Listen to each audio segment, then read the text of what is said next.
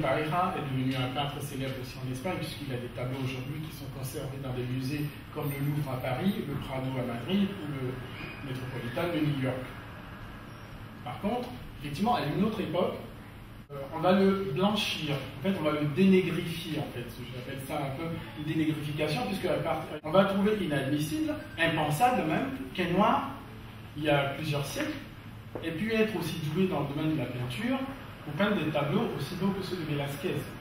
Et on va lui attribuer une origine non noire, on va dire, puisqu'on va le décrire comme indien dans des encyclopédies et dictionnaires biographiques. Quelle a été la logique qui a poussé finalement à faire venir de manière massive des Noirs en Europe? À l'époque ancienne déjà, sous la Grèce antique, il y avait des Noirs qui vivaient en Grèce. Il y a des témoignages importants, de nombreux témoignages de cette présence-là, que ce soit dans la littérature grecque, ou que ce soit dans les œuvres artistiques, en fait, les peintures, ou par exemple sur les vases, on voit souvent représenter des figures d'hommes ou de femmes noires, d'enfants noirs, etc. Ça a été la même chose dans les armées aussi, en fait. En Grèce, il y avait donc des noirs grecs. Ça a été le cas aussi dans la Rome antique. Dans la Rome antique, ça a été même plus important à partir du 3e, 2e siècle avant Jésus-Christ, quand Rome a commencé à mener des expéditions pour conquérir le nord de l'Afrique, Carthage, la Mauritanie et la Numidie, donc tous ces anciens royaumes nord-africains. Pendant cette période déjà de conquête, de guerre qui aura duré plus de 2 siècles, les Carthaginois, sous la houlette d'Hannibal de Carthage, vont contre-attaquer Rome, pénétrer sur le sol européen, aller traverser l'Espagne, aller jusqu'en Italie et se rapprocher même de Rome. Et donc, certains membres de ces troupes-là vont rester sur un territoire européen qu'ils avaient traversé. Certaines de ces troupes sont passées d'ailleurs par le sud de la France aussi, dans la région des Pyrénées. Il y a encore des chemins empruntés par les éléphants des armées d'Hannibal. Et puis, finalement, il y a à peu près 2000 ans, avant l'ère chrétienne, Rome va réussir donc à dominer le nord, une bonne partie du nord de l'Afrique. Et de ce fait, la population africaine dans l'Empire romain va augmenter, notamment en Italie, sur le sol romain. Qui sont ces Africains? Ce sont des Berbères ou les autres qu'on appelait les Éthiopiens. Les Éthiopiens, cela signifiait que c'était des Noirs. Les Berbères, effectivement, certains avaient la peau blanche, d'autres avaient la peau métissée, mais il y avait aussi des Noirs parmi les populations dites berbères. Donc, l'appellation berbère peut aussi englober des populations donc, différentes teintes de couleurs de peau. Après cette période-là, à partir du 7e siècle, va émerger l'islam. Donc, une nouvelle religion en Arabie qui va être à l'origine d'un vaste empire, puissantes armées qui vont conquérir une bonne partie des continents, l'Asie, le sud de l'Europe, la péninsule ibérique, et aussi le nord de l'Afrique. Les conquêtes musulmanes dans la péninsule ibérique vont être à l'origine aussi d'une population africaine, puisque les troupes mauresques qui s'installent en Espagne, au Portugal, tout le sud de la péninsule ibérique, sont composées de combattants berbères.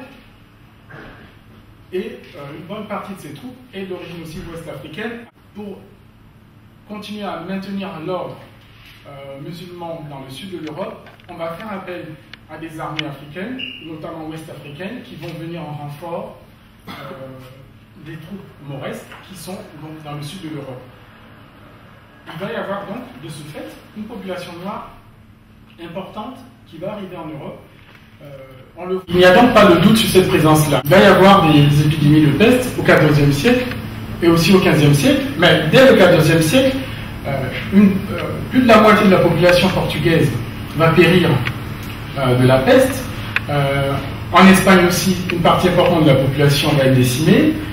Et ces régions du sud de l'Europe, qui sont déjà en phase de libération du joug mauresque, à ce moment-là, on fait venir de ce qui est les pays slaves aujourd'hui, du sud de la Russie, notamment de l'Ukraine, mais aussi de territoires comme ce qui est aujourd'hui la Géorgie, ancienne Géorgie soviétique, le Caucase, les régions du bord de la mer Noire, l'Ukraine. On fait venir de ces régions-là des populations blanches qui sont capturées pendant des guerres et revendues comme esclaves dans le sud de l'Europe. Plusieurs millions, par exemple, de Slaves vont être déportés des territoires du sud de l'Empire russe, des territoires qui vont devenir après l'Ukraine, des territoires de la mer Noire, vers le sud de l'Europe.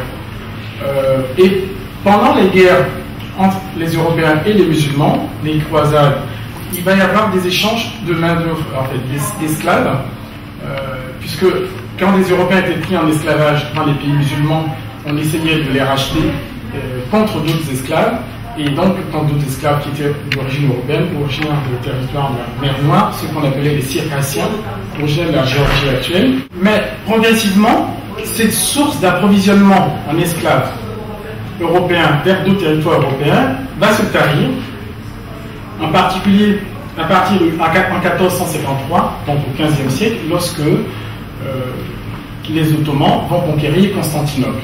Une fois la conquête de Constantinople permet de couper, en fait, de fermer la mer Noire au sud de l'Europe, et donc tout le trafic maritime qui se faisait par la mer Noire pour approvisionner l'Europe du Sud en main-d'œuvre servile va se tarir, va s'arrêter. Et donc là, la question se pose immédiatement, comment renflouer en population le sud de l'Europe pour pouvoir exploiter les terres et nourrir les populations. C'est là que va se jouer en fait le destin de l'Afrique. Puisque 1453, prise de Constantinople par les Ottomans, 1454, à peine 6 ou 8 mois après cette conquête de Constantinople, le pape donne le pouvoir au roi du Portugal de conquérir l'Afrique. On va mettre en place un système pour déporter de plus en plus en fait, de Nord-Africains vers le sud du Portugal et le sud de l'Espagne. Et suite aux résistances sur les côtes, et alors que le besoin de main-d'œuvre servile est de plus en plus grand, les navigateurs portugais vont descendre plus bas, vont aller plus bas sur la côte, découvrir donc des territoires peuplés par les Noirs et mettre en place un système de traite vers le sud de l'Europe. Nous parlons de la période avant 1492. Donc Christophe Colomb n'est pas encore allé en Amérique, les Européens ne connaissent pas encore ce continent. Il y a donc une traite vers le sud de l'Europe qui va se mettre en place, qui va durer même après que les Européens vont fouler le sol américain, même après que les premières colonies vont s'installer dans les Amériques, et que le besoin de main-d'œuvre servile dans les Amériques va se faire ressentir et va être installé progressivement dans les colonies américaines. À partir de là, les études récentes, en 2005 justement, à un colloque qu'on a organisé à Toulouse, on avait fait venir Didier Laon et d'autres historiens spécialistes du Portugal et de l'Espagne. Leurs travaux nous ont montré que c'était pas 200 à 400 000, c'était au moins 800 000, sinon 1 million d'Africains qui avaient été déportés de l'Afrique vers l'Europe, indépendamment de ce qui va se mettre en place après vers les Amériques, cette traite transatlantique vers les Amériques.